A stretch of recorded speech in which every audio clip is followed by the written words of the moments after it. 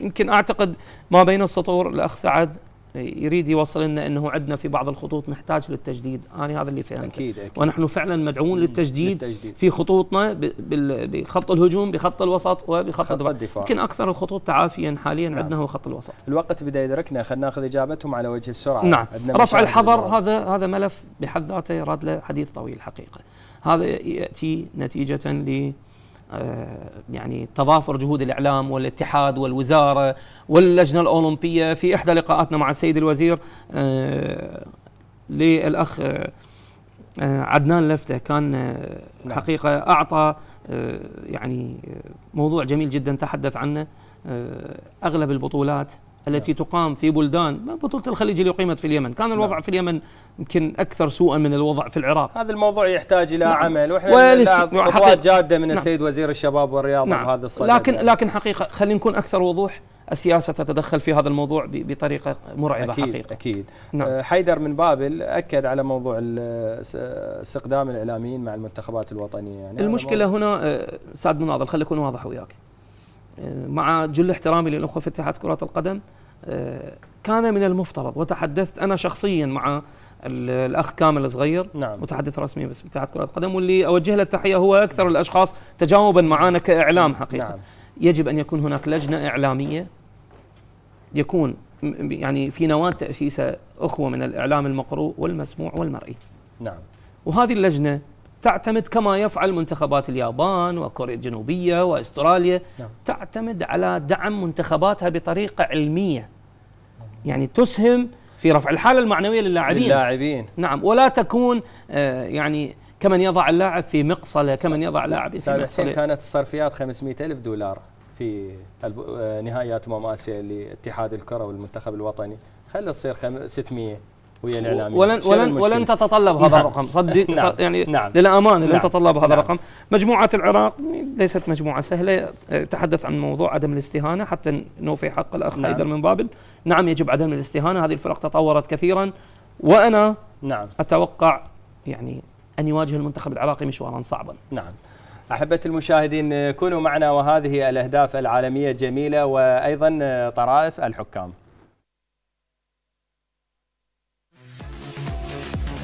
Hemen sola doğru kesti. Sol vuruyor ve gol! Müthiş bir gol attı Musa Sol.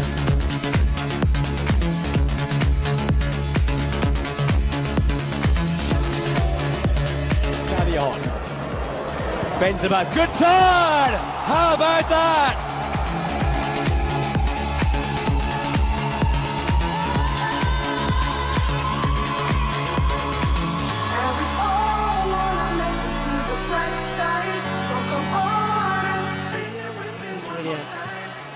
Curled one. Oh, they're in front. What a goal.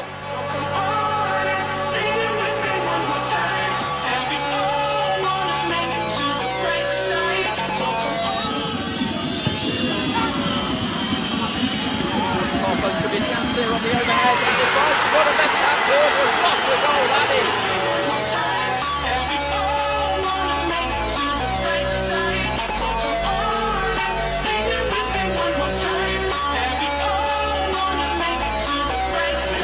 Catalan through the middle. Johnson tearing up as well. Sessegnon. Did he seal it? Oh, fabulous!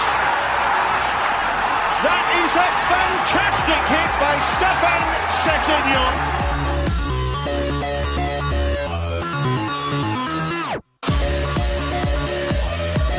Podolski. Giroud. Back to Podolski. That is an absolute stunner.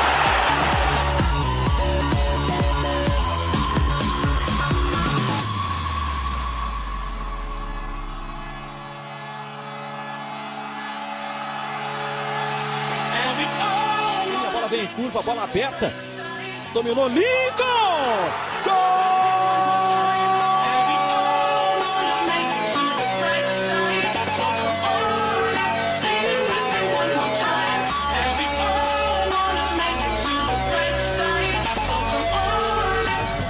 Dan krijgen ze toch veel vrijheid. En wat schiet hij hem er fraai in. Coloblanca zet Dnipro op voorsprong.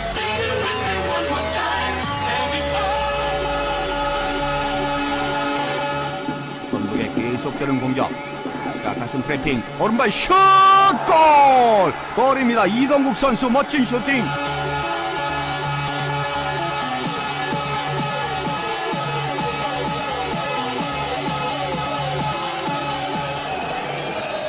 It was a close call, but it was a massive call. And Milan got the decision. And then the overhead kick is an absolute stroke of genius. Of all people, Philippe Mexes, can you believe it? Just watch this for acrobatics. That is pure brilliance. Chest control, fantastic. You look at Proto, he knows he's in trouble. He's thinking, where's this come from? And he knows exactly what he's doing. He's meant to do that. Look at Proto, he knows he's in trouble. That is sheer brilliance.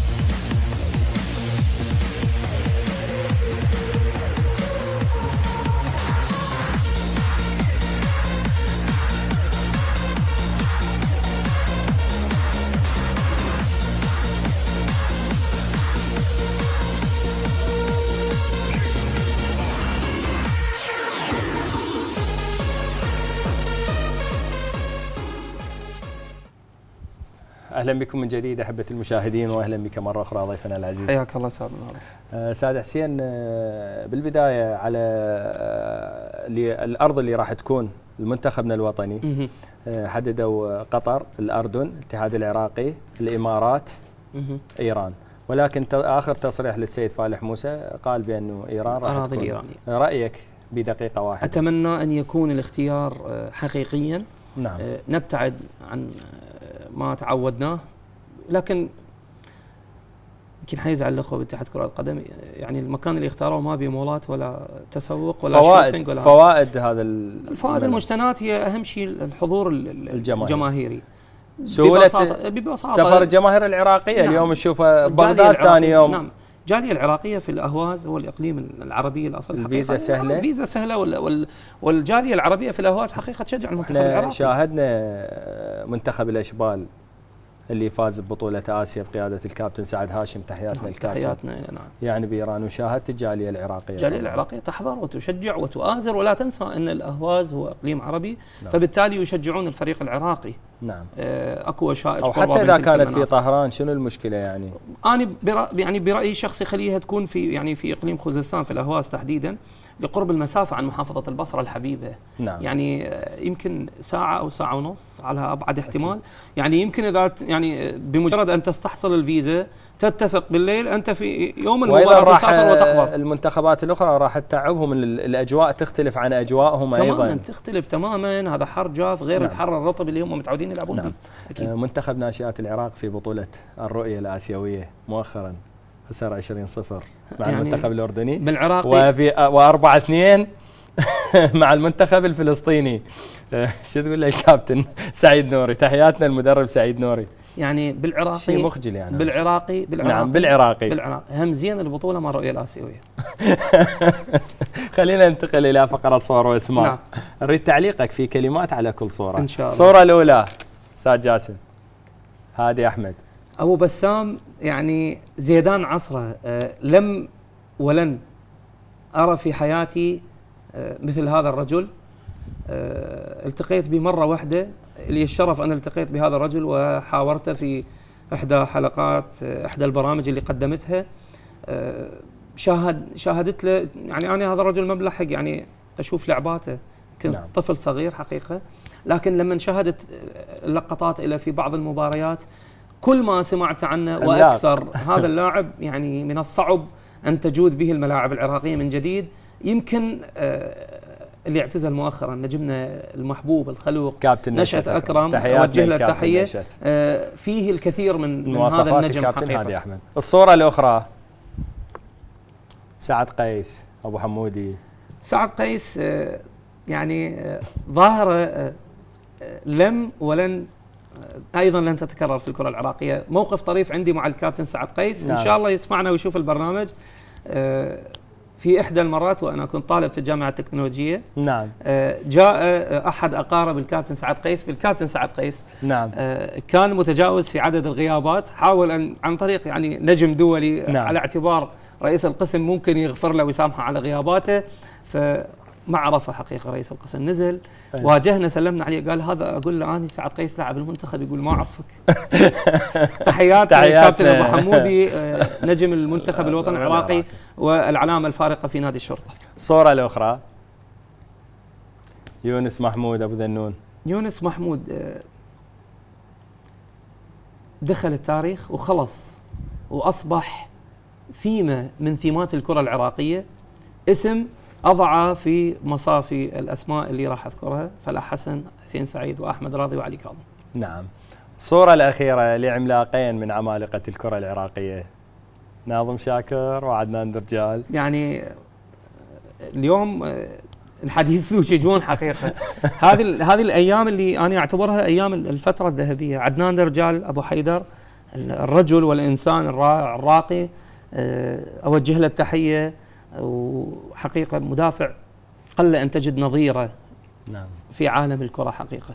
ناظم شاكر أبو فهد أيضا مدافع قل أن تجد نظيره، ومقاتل قبل أن يكون مدافع، صاحب المهمات الصعبة كنت أنا أسميه حقيقة. وزراء خط الدفاع العراقي بالضبط، جنرالات خط الدفاع العراقي. نعم. ايش قد بقى من الوقت؟ دقيقتين. ذكرنا في دقيقة موقف طريف مريت به بالإعلام الرياضي والإعلام المرئي. في الإعلام المرئي في دقيقة واحدة. في مرة من المرات كنت محضر نشرة إخبارية مباشر على الهواء، وكانت النشرة من ضمن نشرة سياسية واقتصاد ومن ثم الرياضة. نعم. فحدث أن تبادلنا بالأوراق بدون قصد، أنا والأخت اللي كانت تقدم، ما أتذكر منه طبعا، تبادلنا الأوراق بدون أن نعلم. نعم. بمجرد أن بدأت بقراءة الأخبار الاقتصادية، مع أول خبر الأوتو كيو اللي يقرأ من خلال المذيع، نعم، توقف وأصاب عطل. لكن لله الحمد كان هناك مادة صورية تعادل، فعلى وجه السرعة أنا التفتت على أوراقي وإذا بأول خبر هو خبر اقتصاد، نفس اللي قرأته زميلتي. أنت راح يعني تعيد. يمكن يعني بحركة من حركات الراحل شارلي شابلن، حولت الأوراق عندها وأخذت أوراقها إلي. غيش هذا يعني يمكن لولا هذا الموضوع لا أصبحت هناك مشكلة على الهواء. شكرا طبعا لك اليوم، مسرورين بحضورك وتلبيتك دعوتنا، نتمنى لك دوام الموفقية والنجاح والتألق في عالم الإعلام. حياك الله. يعني السلام بيتي الأول، حقيقة فرحت كثير لما دعيتني. أوجه التحية لكل كادر السلام، بدءا بك وبكادر البرنامج وللأخوة العاملين فيها جميعا، إلى الإدارة، إلى الراعي والمؤسس آية الله الفقيه سيد حسين إسماعيل الصدر، حقيقة برنامجك ليس من باب الإطراء، من البرامج الجميلة جدا، وله الله يسلمك أستاذ مناضل، وله شعبية كبيرة جدا في الوسط الرياضي، وهو أصنفه من برامج الاعتدال التي تبحث عن المشكلة وعن الحل في نفس الوقت. ولنا لقاءات أخرى معك إن شاء الله. إن شاء الله، وأنا حاضر. حياك الله أستاذ مناضل. بالتأكيد أحبة المشاهدين، وصلنا معكم إلى ختام حلقتنا لهذا اليوم التي نرجو أن تكون قد نالت رضاكم واستحسانكم.